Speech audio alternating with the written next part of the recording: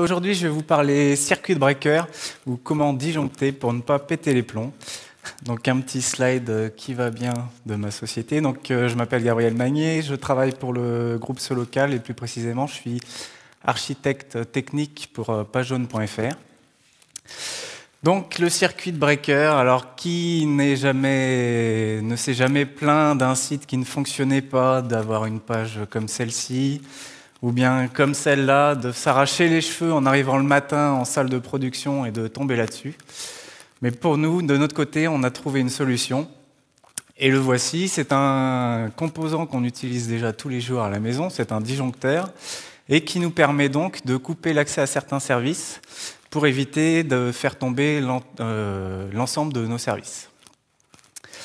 Donc quelques chiffres. D'abord, le coût moyen d'un incident, donc à peu près 115 000 €, donc suivant une étude réalisée par Splunk sur un échantillon de sociétés européennes. Environ 7 heures pour rétablir le service, donc le mean time to repair, et plus de 12 heures, voire même encore au-delà souvent, pour le root cause analysis, donc c'est-à-dire une fois que le service est restauré, toute l'analyse qui va en découler pour déterminer l'origine du problème et éventuellement les actions à mettre en place pour ne pas qu'il se reproduise. On sait aussi qu'à peu près 2/3 de ces incidents ont un impact direct sur l'image de marque de la société. Et on voit aussi que depuis récemment, les DSI considèrent la disponibilité de leurs services comme plus prioritaire que la sécurité, ce qui n'était pas le cas jusque-là. Donc d'abord, je vais faire un petit retour sur les architectures web plus précisément. Donc les microservices, on sait que l'architecture des applications web a beaucoup évolué en quelques années. Comme on peut le voir ici, on est passé d'architecture monolithique avec en gros une application, une base de données, alors éventuellement avec du découpage en couches dans l'application, mais souvent quand même très peu de composants physiques et assez peu d'interconnexions. Avec des architectures en microservices, où là, comme on peut voir par exemple chez Netflix, où là on n'arrive même pas à voir sur le vidéoprojecteur les connexions, mais avec énormément de services interconnectés par différents moyens, donc que ce soit des API REST ou des choses comme du RPC, etc. Un petit exemple chez nous à Pagejaune. Donc on avait en 2007, en gros, à peu près des applications web hébergées sur du Tomcat avec un moteur de recherche qui s'appelle Pertim. Et voilà ce qu'on a en 2017, tout un écosystème d'applications, que ce soit des applications vraiment, enfin de côté vraiment web, traitement des données, du PHP, des Varnish, des Nginx. Ici c'est du OpenRST. Tout ce qui est base de données, du Mongo, du Pertim, Exalid. Et après, on a aussi tout un gros pôle autour de la big data, de la collecte de l'audience, avec du Spark, du Hive, Cloudera, du Mesos, du Pig, etc. Notre stack applicative, comment elle a évolué également. On est passé donc, en gros, d'un frontal Apache standard qui servait donc les parties statiques, un Tomcat pour tout ce qui était application métier, et donc notre base Pertim.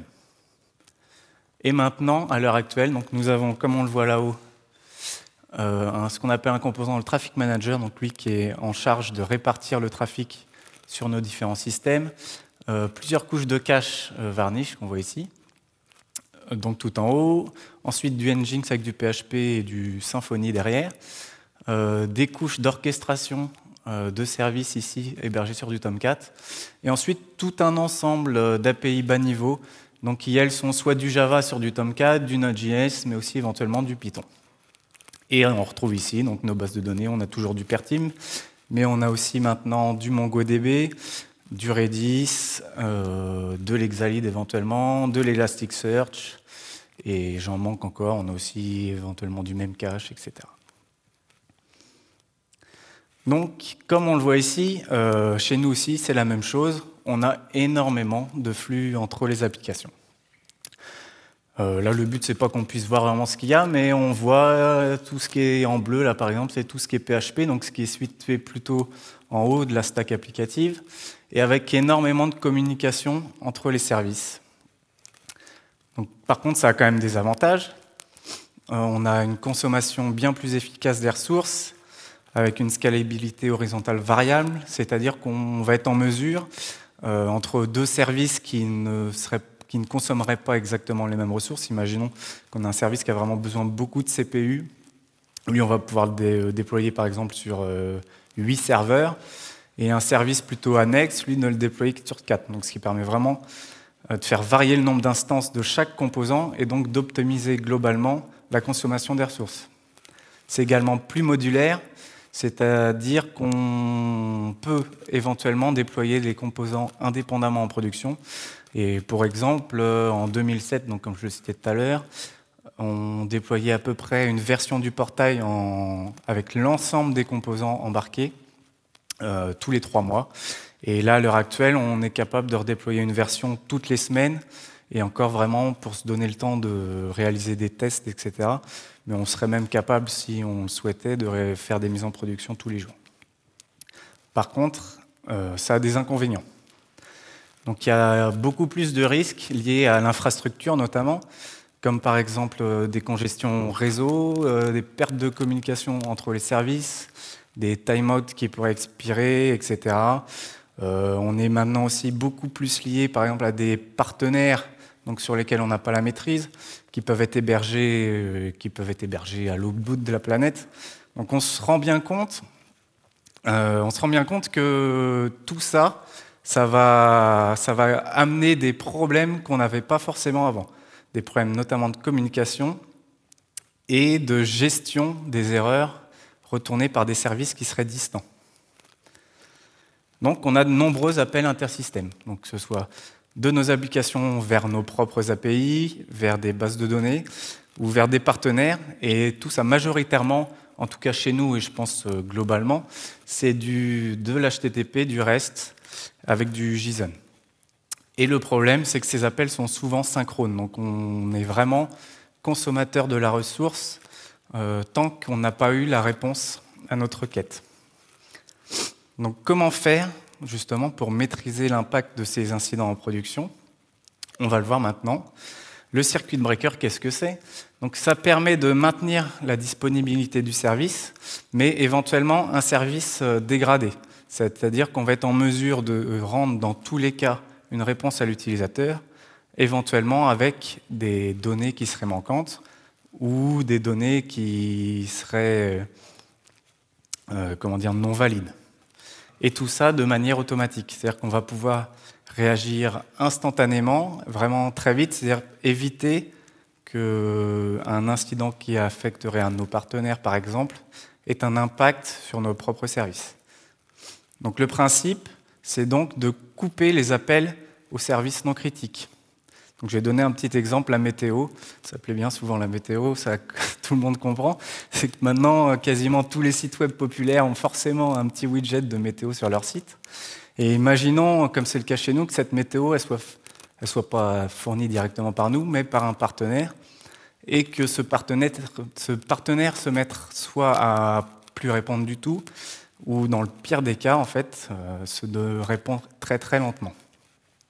S'il répond lentement, nous, les ressources, la requête par exemple qu'on a émise, qui consomme des ressources de notre côté de notre serveur d'application, tant qu'on n'a pas eu la réponse, elles vont être gardées, ces ressources. Elles vont être gardées, et en plus, tant que l'incident est en cours, ces requêtes vont s'empiler derrière, et donc ce qui va créer des effets de cascade, et donc d'explosion globale des ressources sur nos services. Donc pourquoi justement mettre en place un circuit breaker? On a fait une petite étude, et chez nous, à peu près 50% des incidents sont liés à des ralentissements. Ces ralentissements qui soient soit d'origine de nos propres API ou de l'origine de nos partenaires. Et on a vu que sur ces 50% qui étaient liés à des ralentissements, quasiment dans tous les cas, avec un circuit breaker, on aurait pu les éviter. Enfin, les éviter, en tout cas les maîtriser. Donc pourquoi le mettre, le circuit breaker? Donc, comme je le disais, pour éviter une défaillance en cascade. Alors si ça ne parle pas à tout le monde ce que c'est que l'effet boule de neige, comme on l'appelle chez nous, je ne sais pas, je donne un exemple, c'est 1,7 million de visites par jour.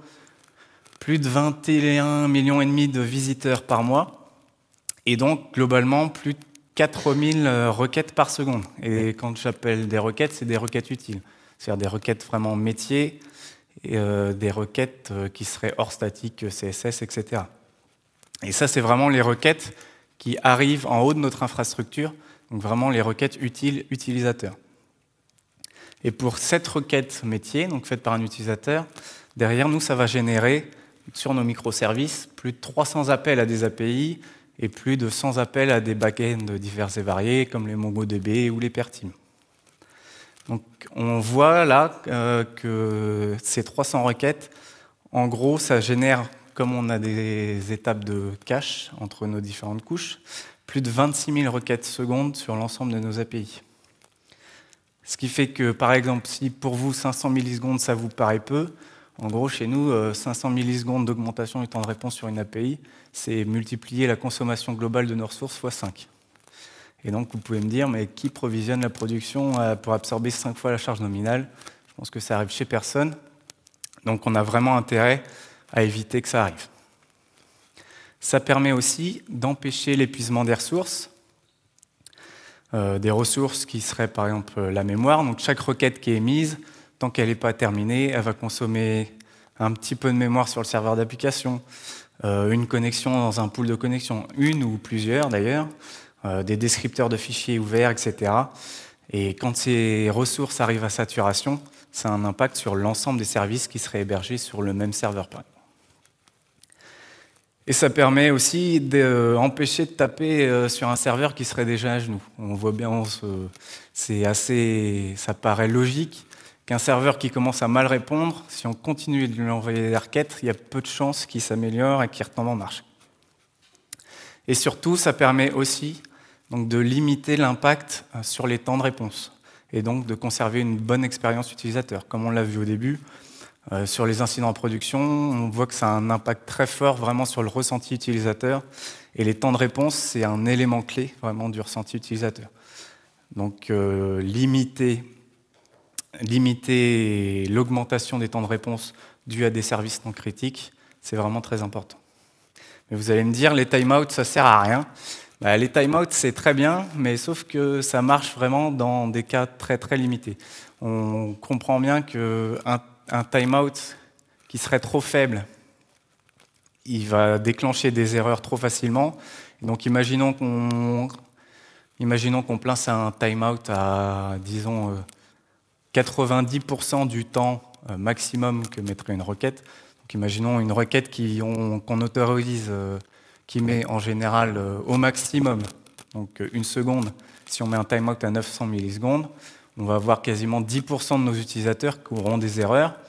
Et dans l'autre sens, si on le met trop haut, donc si on sait que maximum il va mettre 1 seconde, si on met un timeout à 2 secondes, ça veut dire que dès que le partenaire ou dès que l'API va ralentir, toutes les requêtes vont forcément taper les 2 secondes et ça va créer un emballement. Donc pour ça, pour éviter ces problèmes, comment on fait pour donc éviter une défaillance généralisée, donc l'effet boule de neige? Comment on fait pour éviter que toutes nos ressources soient épuisées dues à ces requêtes? Et comment limiter un impact sur les temps de réponse? Donc pour éviter une défaillance en cascade, le moyen, c'est fail fast, donc c'est-à-dire pouvoir retourner une erreur rapidement. Comment empêcher l'épuisement des ressources? C'est la même chose, fail fast. Et comment limiter l'impact sur les temps de réponse? Toujours fail fast. C'est-à-dire qu'on veut, quand on détecte qu'une de nos API ou qu'un de nos partenaires commence à rendre un service dégradé, pouvoir directement retourner des erreurs, mais ces erreurs, les retourner de manière instantanée. Et donc tout de suite, libérer les ressources qui étaient consommées par cette requête et pouvoir traiter cette erreur correctement dans la mesure du possible, c'est-à-dire pouvoir par exemple retourner une réponse par défaut s'il y a moyen, ou alors se passer directement, par exemple dans le cas de la météo, on se dit bien que si on n'a pas la météo, ça ne va pas empêcher le service globalement de fonctionner. Donc le fonctionnement d'un circuit breaker, en fait ça encapsule et ça supervise les échanges entre les services. C'est-à-dire qu'il va mesurer pour chaque requête faite un service annexe ou un partenaire, le temps que ce service a mis à répondre, et collecter des ratios d'erreurs sur les réponses à ces services. Et donc, il va permettre d'interdire les appels une fois que certains seuils ont été dépassés. Donc, si je reviens sur l'exemple des timeouts de tout à l'heure, si on avait mis 1 seconde, si, imaginons, 10 fois de suite, le temps de réponse dépasse cette seconde, eh ben, on va directement interdire tous les appels suivants. La même chose si on constate que, par exemple, le serveur répond des erreurs 500. Si on se dit que plus de 10% d'erreurs 500, on arrête les appels, le circuit breaker va se déclencher. Et surtout, ce qui est important, c'est que ce circuit breaker va se réouvrir de lui-même une fois qu'il aura déterminé que le service distant est de nouveau opérationnel. Donc, comment ça fonctionne ? Donc, en fait, on voit ici qu'on a des appels qui partent du client et qui sont interceptés par le circuit breaker, qui vont jusqu'au serveur. Donc là, le cas, c'est le cas nominal, où tout se passe bien. Par contre, la deuxième fois, le serveur, il ne répond pas, ou il répond une erreur. À ce moment-là, le circuit breaker, lui, va transmettre l'erreur. Par contre, pour les appels suivants, il va directement retransmettre une erreur. Et donc, ça fonctionne avec 3 états globalement. Donc l'état fermé, donc disjoncteur fermé, pour reprendre l'exemple. Donc l'état fermé, c'est l'état standard. Donc tous les appels tant qu'on a du succès, ils vont continuer à s'effectuer normalement. Par contre, aussi également, tant qu'on n'a pas dépassé les seuils, on reste dans cet état. Dès que, par contre, les échecs dépassent le seuil, on passe dans l'état ouvert, c'est-à-dire qu'on va arrêter complètement les appels à ce service. Et après une expiration d'un certain timeout, on va passer dans l'état semi-ouvert, où là, on va seulement laisser passer qu'un faible pourcentage du nombre de requêtes. C'est-à-dire qu'on va faire de l'échantillonnage. C'est-à-dire que, imaginons sur 100 appels qui auraient dû avoir lieu vers ce service, on va en émettre que 2 ou 3, et on va mesurer les temps de réponse et les retours de ces services pour vérifier qu'il est de nouveau opérationnel. Si ce n'est pas le cas, Si ce n'est pas le cas, on retourne dans l'état ouvert. Par contre, si on détermine que les seuils sont de nouveau bons, on repasse dans l'état fermé. Alors, qu'est-ce qu'on coupe du coup ? Eh bien, en fait, on coupe quasiment tout. En tout cas, chez nous, on a déterminé qu'on pouvait s'autoriser de couper à peu près tout dans la mesure du possible, mais d'adapter les seuils de tolérance en fonction de la criticité du service. C'est-à-dire que même dans le cas où on aurait notre service le plus critique qui ne répondrait pas, on s'autorise à le couper dans le cas extrême, ceci afin de préserver les ressources de nos serveurs et qu'ils soient à même justement d'être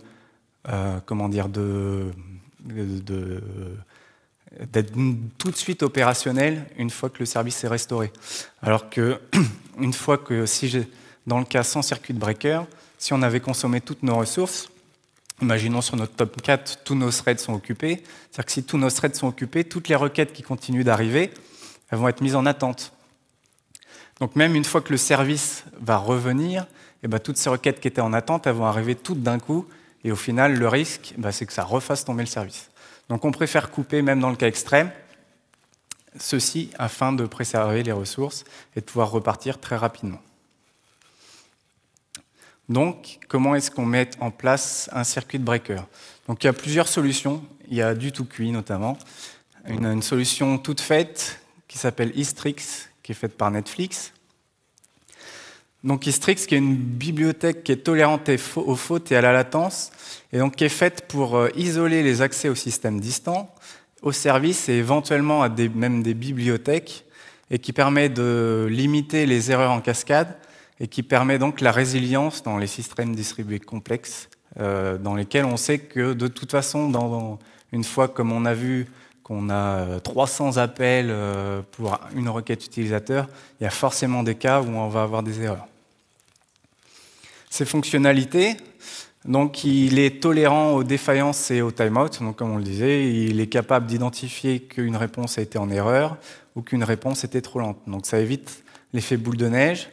Et il isole les appels, il fait du fail fast et du fallback. C'est-à-dire que du fallback, il va être en mesure, quand on a eu une erreur, d'éventuellement de retourner une réponse préconstruite Si jamais on préfère avoir par exemple une météo par défaut où on dit il fait beau, plutôt que pas de météo du tout.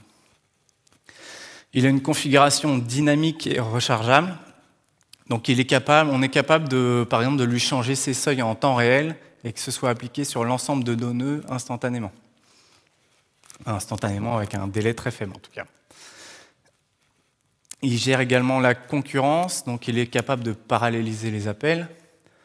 Et il est capable aussi, quand deux requêtes arrivent dans un laps de temps très court, en effectuer qu'une seule et de répondre à la deuxième, la réponse de la première.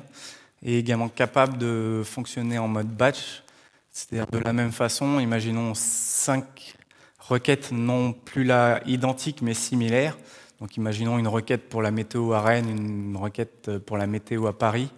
Plutôt que d'envoyer 2 requêtes, il va être capable directement d'agréger ces requêtes et d'envoyer, si on lui indique de toute façon la manière de le faire, d'envoyer une seule requête où il va demander la météo de Rennes et de Paris. Il est également capable de fonctionner sur tout type d'architecture. Donc, je n'ai pas mis là, mais il sait fonctionner avec des appels synchrones, où dans ce cas-là, il va en fait créer des threads dans lesquels il va exécuter la requête qui normalement aurait été faite par le thread principal. Ce qui va permettre, imaginons dans le cas d'un appel par exemple à une base de données qui serait vraiment très lente, il y a certains cas où les timeouts niveau système par exemple sont vraiment très longs et on ne veut pas se permettre d'attendre 1 minute qu'il y ait une réponse qui arrive si on n'a pas la main dessus. Là, le fait que le thread qui effectue cette requête soit différent, ça va nous permettre, dans le thread principal, d'interrompre directement l'appel et donc de retourner l'erreur. Et il fonctionne aussi dans les environnements asynchrones, où là, il est capable, par exemple, de fonctionner avec du ReactiveX ou RxJava, de fonctionner avec les observables. Où là, du coup, il va s'intégrer directement avec les threads asynchrones et de fonctionner comme il faut de la même manière. C'est assez facile d'utilisation. Là, on voit 2 exemples. L'implémentation d'une commande, en gros, il y a juste à étendre une classe et de déclarer une méthode run qui va faire l'appel de service. Et donc, dans la seconde partie, l'exécution. Donc là, comme je le disais tout à l'heure, il y a soit en mode synchrone en premier, avec des futurs ou des observables pour la partie asynchrone. Et quand on va effectuer ces appels, il va directement créer un nouveau thread, ou réutiliser un thread dans un pool de threads, et exécuter cette partie vraiment dans un thread différent, et observer les retours de cet appel, observer qu'on n'a pas eu d'exception éventuellement, et également mesurer le temps qu'a mis cet appel à s'effectuer. Donc, Hystrix, l'avantage, c'est que c'est facile à mettre en place. Il y a vraiment, en gros, rajouter une dépendance et étendre la classe Hystrix command. Et à peu près, en gros, au lieu d'appeler monservice.getMétéo, de juste, dans la méthode run, faire monservice.getMétéo et d'appeler la commande à la place du service original.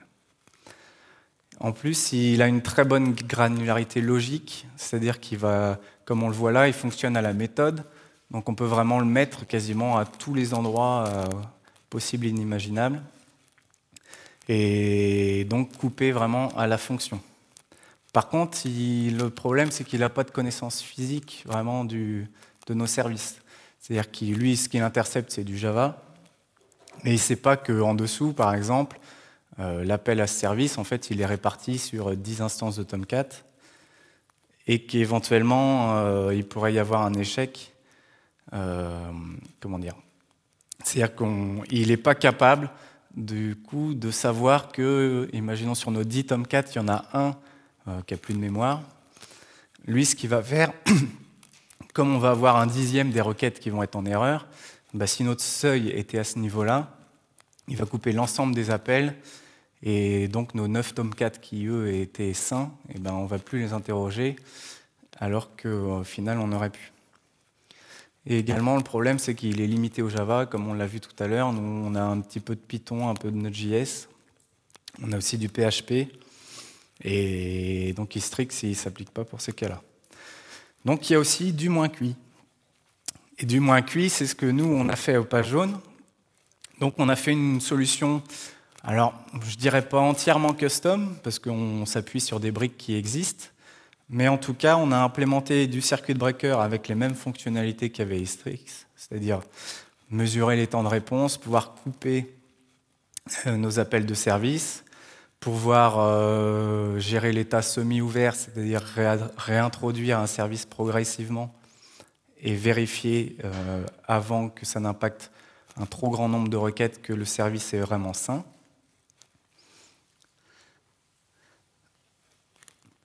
Et donc, voilà un petit exemple de comment nous on l'a mis en place dans notre architecture. Donc là, j'ai remis le schéma qu'on avait tout à l'heure, où on a donc toujours nos traffic managers, nos Nginx, PHP.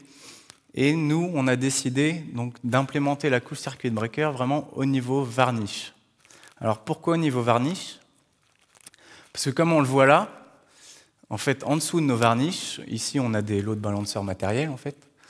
En dessous de nos varnish, c'est là qu'on a nos différentes instances de nos services. C'est-à-dire que sur ces deux nœuds, on a les mêmes services hébergés, mais qui sont du coup distribués. Ce qui va nous permettre, au niveau du circuit breaker, de déterminer, de mesurer les appels, mais en différenciant les instances d'un même service. Et donc de savoir que c'est seulement la première instance qui, elle, est défaillante, et donc de couper les appels uniquement à ce service. Donc pourquoi on a fait comme ça? Donc ça nous permet d'ajouter des instances dynamiquement. Et donc ça nous permet aussi de maîtriser la défaillance d'une instance unique, contrairement à Istrix, qui lui est vraiment couper l'appel à l'ensemble des instances des services. Et ça nous permet surtout d'utiliser les caches en failover. Donc je reviens sur notre graphique. Ici, comme on le voit, on a nos varnish. Et varnish, il a des fonctionnalités assez intéressantes. C'est-à-dire qu'il est capable, comme un tout cache standard, d'avoir un TTL sur les objets qu'il va conserver. C'est-à-dire de dire qu'il, par exemple, au bout de 2 heures, la réponse qu'il avait mis en cache va expirer. Mais il a également une seconde période qu'on appelle la période de grâce, qui lui va permettre de dire que même au bout des 2 heures, imaginons entre 2 et 10 heures, bien que la validité de la donnée la donnée ne soit plus valide en temps, on est capable de continuer de la retourner. Ce qui va nous permettre, au niveau du circuit breaker qui est ici, imaginons que toutes nos instances soient KO, on va donc retourner à une erreur à varnish, et même si l'objet est expiré, tant qu'il l'a dans son cache, lui, il va être capable de la retourner. Donc on va être capable d'assurer un service nominal, enfin en tout cas proche du nominal, c'est-à-dire qu'éventuellement les données seront légèrement périmées, mais en tout cas les données seront toujours là. Donc comment on a fait? Donc on a 3 briques principales, donc du consul template et HAProxy. Donc consul, c'est un annuaire de service, et également c'est une base clé-valeur avec des health checks intégrés. Donc c'est basé sur un cluster d'agents, et donc chaque serveur porte un agent. Et chaque agent est responsable des services qui sont colocalisés sur la même machine que l'agent. C'est lui qui va être responsable d'enregistrer et de désenregistrer les instances de nos services dans le cluster, et c'est lui également qui va générer les health checks et qui va vérifier les résultats de ces health checks, et donc s'assurer localement que les services sont disponibles. Ça a beaucoup d'avantages, notamment le fait qu'on n'a pas besoin d'avoir un seul agent distant qui va lui émettre beaucoup de health checks. Là, c'est vraiment, les agents sont localisés sur chaque machine, donc ça va limiter les échanges, notamment au niveau réseau, et ça va également éviter d'avoir un single point of failure au niveau de l'agent consul qui émettrait les health checks. Comme on a n agents consul, si on perd un agent consul, on perd éventuellement les services qui sont avec, mais on ne va pas perdre l'ensemble du service. Consul Template, lui, c'est un service qui va se baser sur Consul et qui va donc transformer en fait n'importe quel fichier statique sous forme d'un template en fichier dynamique. Donc il va permettre à partir de l'état des services qui sont stockés dans Consul, l'état des services et également les clés qui seraient dans sa base clé valeur, donc de générer un template, une configuration qui est prévue pour être statique, mais à partir de données dynamiques. C'est-à-dire qu'à chaque changement, modification dans Consul, que ce soit au niveau de la configuration, ou bien l'arrivée d'un nouveau service, ou bien l'échec d'un health check, il va être capable de demander, Consul Template va régénérer la configuration. Et donc là où on avait par exemple, où on avait nos 2 instances, là si le serveur 2 se met à plus répondre au health check, il va régénérer la configuration avec seulement la première ligne, puisque ici, on a dit qu'on bouclait sur les instances de tel service, et donc de générer une ligne par service. Et HAProxy, lui c'est un load balancer logiciel qui est très performant, qui est éprouvé et qui est hautement configurable. HAProxy, c'est vraiment, il existe depuis longtemps. Nous, à l'heure actuelle, on a des load balancers physiques. Et vous allez me dire, mais pourquoi on n'a pas réutilisé nos load balancers physiques plutôt que de mettre un load balancer logiciel? Et le problème, c'est que comme on l'a vu, comme toutes nos instances sont maintenant dynamiques dues à l'annuaire de service Consul, ça devenait compliqué de demander au load balancer physique d'adapter sa configuration à chaque changement. Ça faisait vraiment un volume de configuration énorme à mettre au niveau du load balancer physique pour lui faire les health checks, c'est possible, lui faire les health checks, être capable d'accepter des services, des nouvelles instances de services, de les désenregistrer, etc. On avait également un second problème, c'est que nous, jusqu'à maintenant, en tout cas, la plupart de nos API sont en fait hébergées sur, alors pas toutes sur le même Tomcat, mais en tout cas, on a plusieurs API sur le même Tomcat.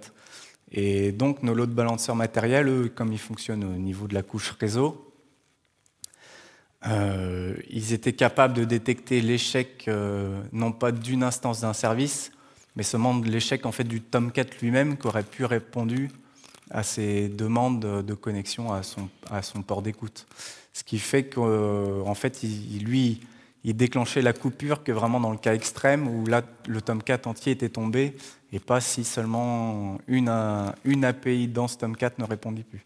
Contrairement là à HAProxy, où comme il est basé sur la configuration générée par Consul Template, on va avoir en fait autant de services load balancés qu'on en a vraiment physiquement. C'est-à-dire qu'on va avoir en fait ce qu'on appelle un back-end au niveau HAProxy pour chacune de nos API, ce qui va nous permettre vraiment d'adapter le comportement pour chacune de ces API, c'est-à-dire pouvoir éventuellement déployer un nombre différent d'instances en fonction des API, mais également pouvoir adapter la configuration de ce HAProxy par API, et donc, comme on le disait tout à l'heure, de pouvoir, par exemple, adapter soit le taux d'erreur, soit les temps de réponse acceptables par API.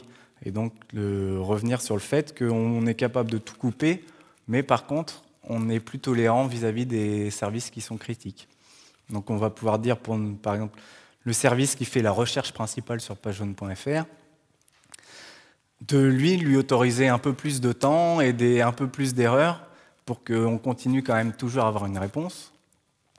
Par contre, le service qui fournit la météo, lui, d'être hyper strict et donc lui dire si tu ne nous as pas répondu en 50 millisecondes, eh ben, on arrête de t'appeler jusqu'à ce que ça marche mieux. Et vous allez me dire pourquoi pas Trafic? Alors je ne sais pas si tout le monde connaît Trafic, mais en gros, ça fait à peu près à lui tout seul la moitié de ce qu'on a vu avant. C'est-à-dire qu'il est capable de se baser sur un annuaire de services tel que Consul, comme on l'a utilisé, ou Zookeeper, ou OTCD, et donc de faire lui-même la gestion du load balancing vers ces instances dynamiques. Par contre, au moment où on avait fait l'étude, il était assez jeune, il devait avoir à peine 6 mois d'ancienneté. Quand on avait fait des benches, il avait des perfs quand même qui étaient relativement inférieures à celles d'HAProxy. Et surtout, le problème principal, c'est que ces fonctionnalités de circuit breaker lui-même, c'est-à-dire de pouvoir définir des timeouts précis, de pouvoir réintroduire une instance progressivement, donc comme on l'avait vu, l'état semi-ouvert du circuit breaker, tout ça, il ne savait pas le gérer. Alors qu'HAProxy, lui, il a vraiment tout un panel d'options liées vraiment à notre besoin de circuit breaking qui sont là, c'est-à-dire qu'il va être capable lui-même d'envoyer les health-checks, de pouvoir par exemple même adapter le rythme de ces health-checks en fonction de l'état du service. Donc de pouvoir dire par exemple dans le cas nominal, quand tout se passe bien, on fait un check toutes les 30 secondes. Mais par contre, dès qu'on passe dans un état d'erreur, de pouvoir dire bah, là à ce moment-là, on va faire des checks toutes les 5 secondes pour essayer quand même de remettre le service opérationnel un peu plus rapidement. Il va être capable aussi de lui dire de définir des seuils sur le nombre d'échecs à ces health-checks, de pouvoir dire bah, le service, on dit qu'il est KO dès que 2 health-checks successifs sont KO, et de lui, par contre, à l'inverse, de pouvoir dire au bout de 10 succès quand on est dans un état KO, au bout de 10 succès, à ce moment-là, de le remettre progressivement dans le trafic. Il va être également capable de pouvoir observer les codes retour des appels à nos API. Et donc, on va pouvoir aussi, directement dans HAProxy, définir des seuils, de dire que, par exemple, s'il y a, en plus des health-checks, si 10 requêtes utilisateurs, enfin 10 requêtes, ou en tout cas soit utilisateurs, soit inter-API, sont en erreur, de considérer aussi comme cette instance de service comme KO. Donc le fonctionnement, donc on a Consul ici à gauche, avec dedans tout ce qui est les services qui se seront auto-enregistrés. Donc en fait, ça fonctionne, chacune de nos API porte un petit bout de code qui, elle, dès son démarrage, va lui demander d'aller s'enregistrer dans Consul et de se redésenregistrer à la fin. Ce qui fait qu'on peut avoir les instances dynamiques et on peut aussi, si on le souhaite dans le futur, passer par exemple sur des technologies type conteneur Docker, donc éventuellement même d'avoir des ports dynamiques. Comme tout est dynamique et auto-enregistré dans Consul par les services eux-mêmes, le référentiel est toujours à jour. À partir de ces services dans Consul, donc on a Consul Template qui lui donc va générer une configuration HAProxy à partir de la liste de ces services et de la configuration. Et Consul Template, une fois qu'il va régénérer la configuration, il va faire un restart d'HAProxy. Alors il y a quand même des étapes, Consul Template est quand même un peu malin, c'est-à-dire qu'il va faire un diff entre l'ancienne configuration et la nouvelle configuration. Et s'il constate qu'il y a des différences, parce qu'on pourrait avoir par exemple un service dans Consul qui s'est désenregistré mais qui au final n'était pas porté par la configuration HAProxy. Donc il va redémarrer HAProxy que si vraiment il y a une différence. Et HAProxy, je ne sais pas si, pour ceux qui le savent, HAProxy, lui, il n'est pas capable non plus de recharger vraiment sa configuration à chaud. Par contre, il a aussi un fonctionnement assez malin de ce côté-là, c'est que lui, il va être capable de monter une seconde instance de lui-même, de lui faire charger sa configuration, etc. Et de demander au noyau Linux qui héberge ce service de transférer l'ensemble des connexions de l'ancienne instance vers la nouvelle instance. Ça fait que tout ça, vraiment, ça se fait de manière transparente et sans interruption de service. Donc on pourrait avoir 10 modifications par seconde qu'au final, on ne verrait pas d'impact sur nos requêtes. Donc ce qu'on avait avant, on avait avant des load balancers physiques, donc des varnishes sous ces load balancers, et à nouveau des virtuels de load balancers avec nos Tomcat. Et ce qu'on a maintenant, donc, le load balancer, nos varnishes, et donc nos HAProxy qui sont alimentés par Consul et Consul Template, avec donc, contrairement à avant où on interrogeait directement, on avait un niveau couche réseau pour l'interrogation. Ici, on a vraiment un back-end HAProxy par API. Donc pour les bénéfices, on a vraiment un fonctionnement en majorité dynamique et automatique. C'est-à-dire l'enregistrement automatique des services, l'entrée et la sortie du trafic de chacune de nos instances, c'est container ready. Donc on peut avoir des ports et des instances qui seraient localisées sur n'importe quel de nos data centers, par exemple, et de pouvoir quand même les accéder sans être obligé d'avoir une configuration statique. Et c'est complètement générique. Donc quelle que soit la technologie de nos API qui sont derrière, que ce soit du Node, du Java, du Python, etc., on est capable d'intercepter et de mettre en place le circuit breaker sur ces API. Au niveau de la fiabilité, en cas de défaillance, donc en cas de défaillance de l'agent consul, on a une perte de service des services qui sont hébergés sur le même nœud. Par contre, tous les autres continuent de fonctionner. On a fait des tests, en gros, ça fait presque 1 an qu'on a des consuls qui tournent, et on n'a jamais eu le cas où le service consul s'est arrêté pour une autre raison que la machine elle-même qui aurait été défaillante, c'est-à-dire plus de mémoire, ou des problèmes de disque, etc. Donc on a plutôt intérêt dans ce cas-là, de toute façon, à également désenregistrer les services qui seraient sur cette machine. Pour consul template, dans tous les cas, si lui venait à défaillir, on a comme la configuration HAProxy est statique, on a toujours la configuration à l'état N-1. C'est-à-dire que tant que consul template est KO, eh ben, on reste avec les services précédents, mais par contre, comme la partie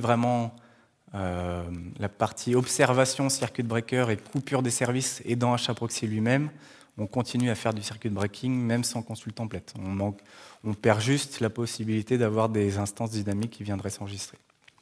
Et pour HAProxy, donc il est déployé en actif-actif via un load balancer matériel. Donc si on perd un HAProxy, il est arrêté d'être interrogé. Et comme on en a 4 à peu près par couche de service, il faudrait vraiment qu'on en ait 4 qui défaillent pour que le circuit breaker lui-même ait un impact sur le service. Donc les difficultés, ce qui a été difficile un peu, ça a été de prendre en compte les partenaires qui sont en HTTPS. Parce que comme on le voit là, en fait, toutes ces mesures, c'est basé sur HTTP, et le problème avec HTTPS, c'est qu'en fait, on ne voit pas ce qui passe dans le flux. Donc il a fallu qu'on fasse des adaptations un peu côté de nos API, pour pouvoir faire en fait un mode proxy clair, même en HTTPS, c'est-à-dire pouvoir avoir l'URL de la requête et pouvoir mesurer à la requête les temps de réponse et le code retour, même pour les partenaires qui seront en HTTPS, et donc de pouvoir couper les appels à ces partenaires. Ce qui est un peu difficile aussi, c'est tout ce qui est côté supervision et exploitation. Alors pour les équipes de production, le fait que tout soit automatique, ça peut un peu inquiéter. En fait, ils ont l'habitude, en général, il y a un Tomcat qui est tombé, normalement le load balancer a fait son travail, il a coupé, et c'est eux qui vont aller redémarrer les instances, s'assurer que le service est OK, etc. Alors que là, le circuit breaker, lui, ça va fonctionner automatiquement. Il va couper les appels au service, et il va même réintroduire ces services tout seul dans le trafic, une fois qu'il aura déterminé que c'était opérationnel. On veut aussi pouvoir permettre aux équipes de production d'avoir un retour sur l'état du système, parce que à l'heure actuelle, on avait de la supervision sur nos services eux-mêmes, mais là, bien que nos services puissent être supervisés, ça ne nous dit pas vraiment l'état qui est vu depuis les couches supérieures. C'est-à-dire que comme il y a le circuit breaker qui vient se mettre entre les deux, et même si l'instance de notre service elle est vue comme OK côté supervision, peut-être que le circuit breaker, lui qui a un peu plus d'intelligence, il a déterminé que ce n'était pas le cas. Et donc on aimerait bien quand même avoir une visualisation de l'état du circuit breaker globalement pour pouvoir éventuellement appliquer des mesures si jamais l'incident venait à durer dans le temps, ou si on constatait qu'effectivement toutes les instances d'un même service sont KO, et à ce moment-là, aller analyser la raison. Et éventuellement, ils aimeraient bien aussi pouvoir piloter la solution. Donc là, c'est plutôt un besoin, même presque un peu métier, c'est-à-dire qu'on aimerait bien pouvoir dire que, par exemple, la météo, on sait que notre partenaire, il nous a prévenu qu'il a une opération de maintenance le lendemain. Et on aimerait bien pouvoir piloter le circuit breaker pour directement désactiver la météo, plutôt que de risquer d'avoir un impact sur les services. Et la partie, ce qui pour moi est la plus difficile, c'est vraiment tout ce qui est configuration. C'est-à-dire comme on a beaucoup d'API, alors je ne les ai pas comptés, mais on doit être pas loin d'une cinquantaine chez nous d'API différentes. Ce qui est compliqué, c'est d'ajuster les différents seuils pour chacune de ces API. Donc pour l'instant, ce qu'on a fait, c'est qu'on a gardé les seuils qu'on avait à l'heure actuelle, c'est-à-dire des seuils qui sont globaux, c'est-à-dire que en fonction du type, en fait, en fonction de la couche sur laquelle se situe l'API, on va avoir des timeouts. Mais ce qu'on aimerait bien, c'est au fur et à mesure pouvoir affiner ces timeouts et de pouvoir faire en sorte que les API qui ne seraient pas critiques, elles aient vraiment des seuils beaucoup plus sévères. Et donc vraiment limiter l'impact soit sur nos ressources, soit vraiment au niveau du ressenti utilisateur. Donc voilà, j'arrive au bout de ma présentation. J'espère que ça a été clair. Je ne sais pas si vous avez des questions.